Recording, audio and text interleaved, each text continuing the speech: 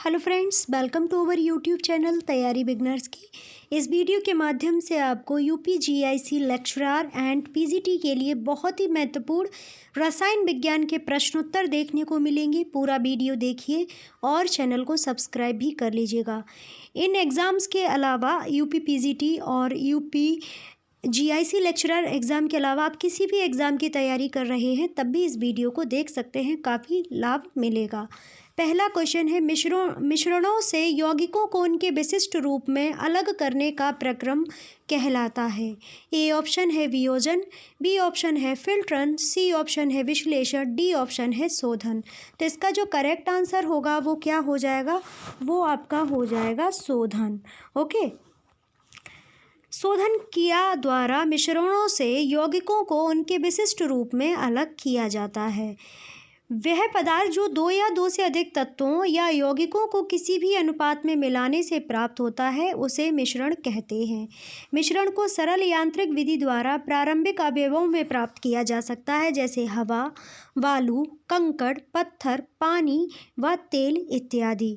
निश्चित अनुपात में अवयवों को मिलाने से समांगी मिश्रण का निर्माण होता है, वायु एवं मिश्रा धातु। इसके प्रत्येक भाग के गुणधर्म समान होते हैं, जैसे चीनी या नमक का जलीय विलयन, दूध व पानी का विलयन इत्यादि। अगला प्रश्न है, एक रासायनिक यौगिक जो दो तत्वों से बना होता है क्या कहलाता है। ए ऑप्शन है द्विअंगी बाइनरी, बी ऑप्शन है बाइकार्बोनेट, सी ऑप्शन है त्रिअंगी टर्नरी और डी ऑप्शन है उभयधर्मी एम्फोट्रिक। ओके, तो इसका जो करेक्ट आंसर हो जाएगा वो आपका हो जाएगा ए ऑप्शन द्विअंगी। रासायनिक यौगिक जो दो तत्वों से बने होते हैं तो वो क्या कहलाते हैं, वो बाइनरी कहलाते हैं, द्विअंगी कहलाते हैं। एक रासायनिक यौगिक दो तत्वों से बना है वह द्विअंगी कहलाता है। अब यौगिक क्या होता है, कंपाउंड क्या होता है। यौगिक वह शुद्ध पदार्थ है जो दो या दो से अधिक तत्वों के भार के विचार से एक निश्चित अनुपात में रासायनिक संयोग के फलस्वरूप बनता है, जैसे कि H2O, NaCl, MgO, KOH, CaCO3 इत्यादि। यौगिक क्या है, यौगिक वह शुद्ध पदार्थ है जो दो या दो से अधिक तत्वों के भार विचार से एक निश्चित अनुपात में रासायनिक संयोग के फलस्वरूप बनता है। अगला जो टॉपिक है वो है, यौगिक में उनके अवयवों तत्वों के गुण विद्यमान नहीं रहते हैं। यौगिक का क्वथनांक तथा द्रवणांक जो होता है निश्चित होता है। यौगिक समावयवता प्रदर्शित करते हैं परंतु अपरूपता नहीं। वैसे पदार्थ जो अम्ल तथा क्षार दोनों जैसा आचरण करता है उभयधर्मी पदार्थ एम्फोटेरिक सब्सटेंस कहलाता है, जैसे PbO, Al2O3, ZnO इत्यादि। बाइकार्बोनेट को हाइड्रोजन कार्बोनेट कहा जाता है, इसका सूत्र HCO3 नेगेटिव होता है। बाइकार्बोनेट शब्द सबसे पहले विलियम बोलेस्टेन ने दिया था। इस पॉइंट को याद रखिएगा कि बाइकार्बोनेट जो शब्द है किसने दिया था सबसे पहले। बाइकार्बोनेट शब्द जो दिया गया था किसके द्वारा दिया गया था वो विलियम बोलेस्टेन के द्वारा। अगला प्रश्न है, जीवित तंत्रों के अध्ययन से संबंधित रसायन की शाखा का नाम क्या होता है। ए ऑप्शन है कार्बनिक रसायन, बी ऑप्शन है भौतिक रसायन, सी ऑप्शन है आपका जैविक रसायन, डी ऑप्शन है आपका अकार्बनिक रसायन। तो इसका जो करेक्ट आंसर हो जाएगा वो आपका हो जाएगा बायोलॉजिकल केमिकल। जीवित तंत्रों के अध्ययन से संबंधित रसायन की शाखा का नाम जैविक रसायन होता है। जीवित तंत्रों के अध्ययन से संबंधित रसायन की शाखा को जैविक रसायन कहते हैं।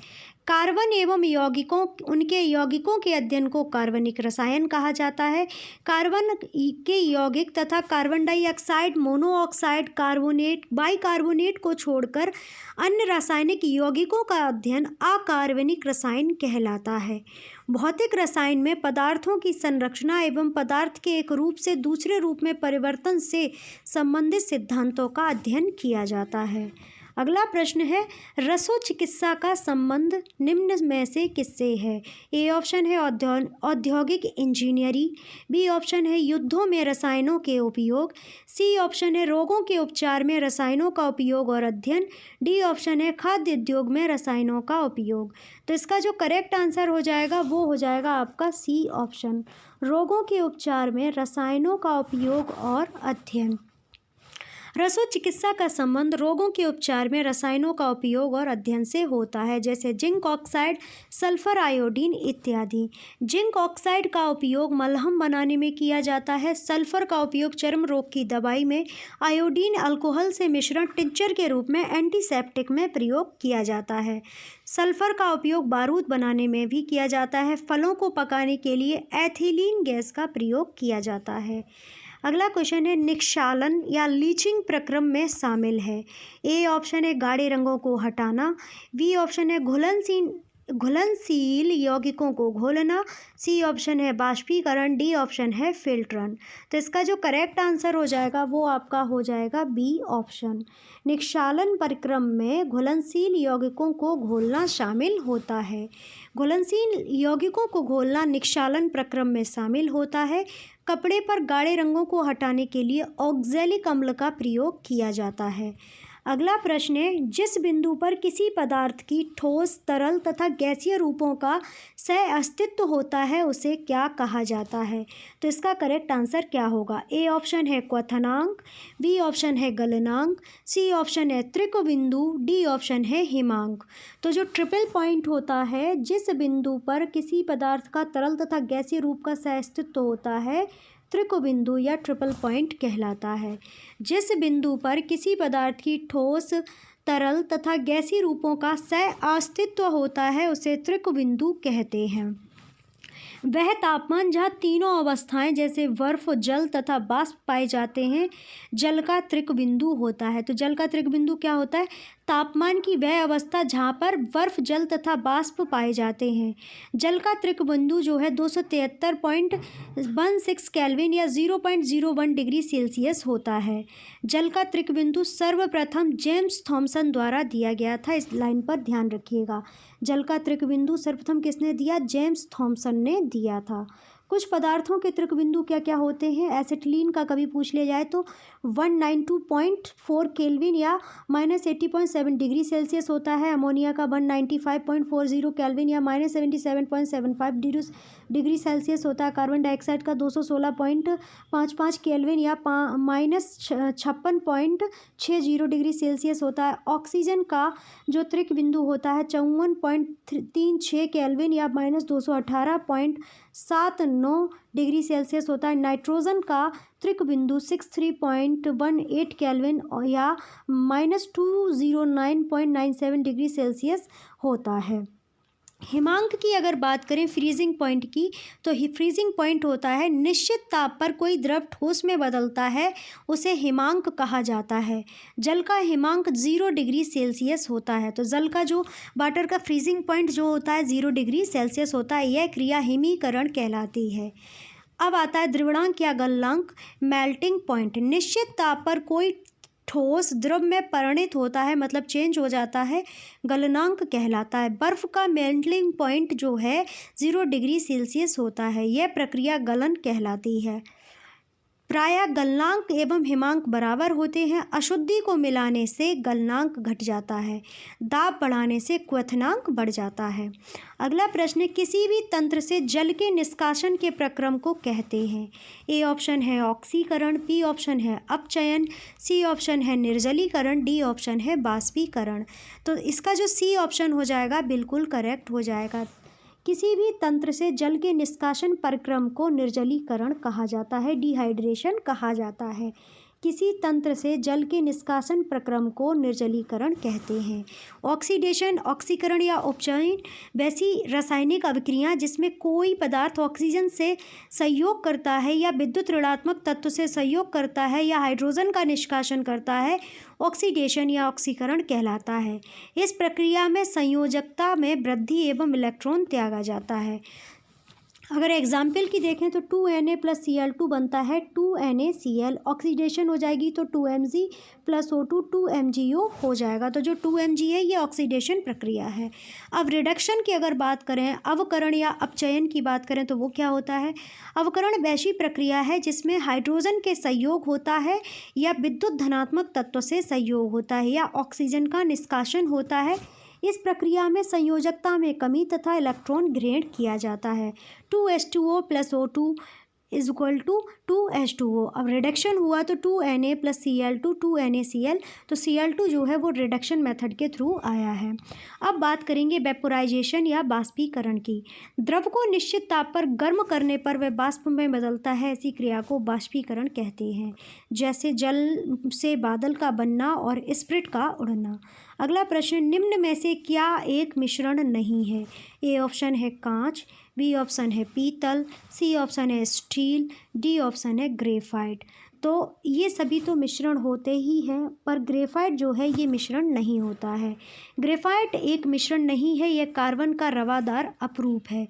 इसमें चमक पाई जाती है, ये विद्युत का सुचालक है। यह प्लेबेगुओ या काला सीसा भी कहलाता है। यह प्रकृति में पाया जाता है। इसे प्रयोगशाला में एसिचन ने एंथ्रेसाइट कोयला को बालू से गर्म करके निर्मित किया था। तांबा एवं जस्ता का मिश्रण जो है पीतल कहलाता है। टिन एवं सीसा का मिश्रण टांका कहलाता है। सीसा सबसे अधिक स्थायी तत्व होता है। लोहा एवं कार्बन का स्टील जो मिश्रण है वो स्टील बनाता है। स्टील का निर्माण बेशिमर विधि द्वारा किया जाता है। कांच एक अतिशीतित द्रव होता है। यह सोडियम कैल्शियम सिलिकेट होता है और इसका सूत्र जो है Na2CaO6SiO2 होता है। Na2CaO6SiO2 होता है सोडियम कैल्शियम सिलिकेट और अतिशीतित द्रव्य है। और ग्रेफाइट का एक क्वेश्चन तो कॉमन है जो सभी को पता होगा, पेंसिल में क्या लगा होता है? जो पेंसिल होती है तो उसमें जो ब्लैक कलर का नोब होती है वो क्या होती है? वो ग्रेफाइट होती है।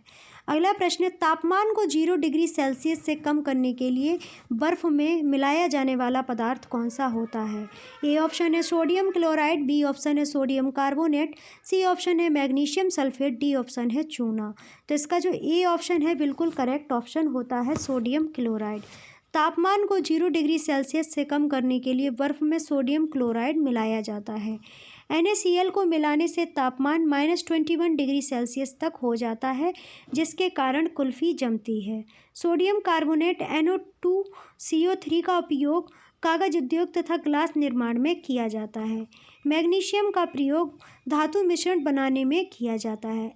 MgSO4 7H2O मैग्नीशियम सल्फेट को एप्सम सॉल्ट भी कहा जाता है। तो एप्सम सॉल्ट किसे कहते हैं? मैग्नीशियम सल्फेट को भी एप्सम सॉल्ट कहते हैं। MgSO4 7H2 इसका फॉर्मूला हो जाता है। इसका उपयोग कृषि में और बियर निर्माण में भी किया जाता है। तो मैग्नीशियम सल्फेट का निर्माण कृषि क्षेत्र में भी, एग्रीकल्चर में भी किया जाता है और बियर के निर्माण में भी किया जाता है। तो ये वैसे तो 10 क्वेश्चंस थे, पर 10 के साथ साथ आपके आई थिंक 20 से 25 क्वेश्चन तैयार हो चुके हैं अगर आपने वीडियो पूरा देख लिया है। और वीडियो अच्छा लगा है तो लाइक कमेंट शेयर कर दीजिए और चैनल को सब्सक्राइब करके बेल आइकन को प्रेस कर लीजिएगा। ऑडियो सुनना चाहते हैं तो वीडियो के लिंक में, वीडियो के डिस्क्रिप्शन में आपको लिंक मिल जाएगा, वहाँ से खबरी प्लेटफॉर्म ज्वाइन कर लीजिएगा। वहाँ से आपको बहुत अच्छे अच्छे जानकारी भरे हुए ऑडियो सुनने को मिलेंगे। तो पूरा ऑडियो सुनना, लाइक कमेंट शेयर सब कुछ कर देना। ओके, तो आप सभी का बहुत बहुत धन्यवाद वीडियो वॉच करने के लिए। एक बार फिर से don't forget subscribe and share. Thank you.